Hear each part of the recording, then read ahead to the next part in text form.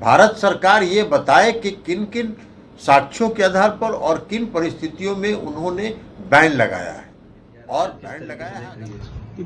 PFI पे band Bharat सरकार ने किए हैं जिन अनुसंधान एजेंसियों ने और जिन दलों ने जो जांच की है उसमें अगर पाया है कि इंटरनल सिक्योरिटी के लिए, देश के लिए ठीक नहीं है तो उस पर कोई प्रतिक्रिया हो ही नहीं सकती। लेकिन एक बात साफ तौर पर मैं करना चाहता हूं कि ऐसे कई संगठन देश के अंदर में जो भाषाई आतंक परोसते हैं, नफरत परोस रहे हैं, एक पटिशन खींच रहे हैं भाई भाई के बीच में, उन संगठनों के खिलाफ भी अनुसंधान जारी रखनी चाहिए, क्योंकि सबको पता है कि ऐसे संगठनों के खिलाफ कई बार देश में बैंड भी लगे हैं। तो उन संगठनों को खुला छोड़ देना भी उचित नहीं है, जो कि समाज में द्वेष पैदा करता हो। पॉपुलर फ्रंट ऑफ इंडिया पर भारत सरकार ने आज 5 वर्षों के लिए जो प्रतिबंध लगाया है, हम उसका स्वागत करते हैं।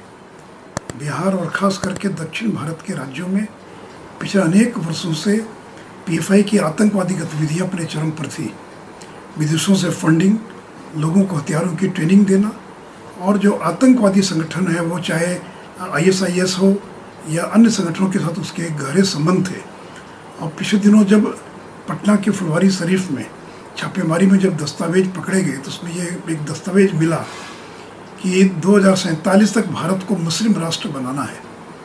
और श्री नरेंद्र मोदी जी का जब 14 जुलाई को पटना में दौरा था तो उस समय भी उनकी एक योजना थी जिसमें नरेंद्र मोदी को टारगेट करने की उनकी तैयारी थी। बिहार के अंदर माले संगठन ये पीएफआई के समर्थन में खड़ा दिखाई पड़ता है। श्री शिवानंद तिवारी खुलेआम कहते हैं कि अगर पीएफआई के लोगों ने पाकिस्तान जिंदाबाद का नारा लगाया तो ये भी विरोध करने का एक तरीका है। और कांग्रेस एक और आतंकवाद के विरोध में भाषण करती है।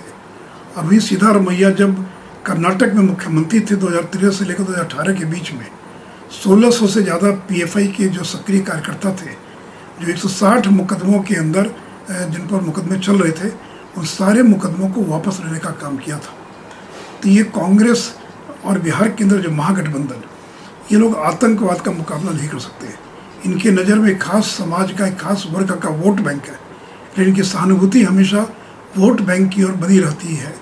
और इसलिए जिसको तुष्टिकरण की नीति कहते हैं, उसी का अख्तियार बिहार में महागठबंधन की सरकार और कर रही है। पीएफआई पर 5 साल बैन के गृह मंत्रालय के निर्णय का हम सभी स्वागत करते हैं। यह प्रशंसनीय निर्णय है। कभी सिमी ने पूरे देश को आतंक के दायरे में ले रखा था, उसी का परिवर्तित रूप ये पीएफआई है। पीएफआई ने हाल के दिनों में जिस तरीके से पूरे देश में अपना नेटवर्क पसारा, इसने मुस्लिम प्रभाव वाले क्षेत्रों, उन जिलों में, खास करके सीमावर्ती जिलों में अपना प्रभाव पसारना शुरू किया था।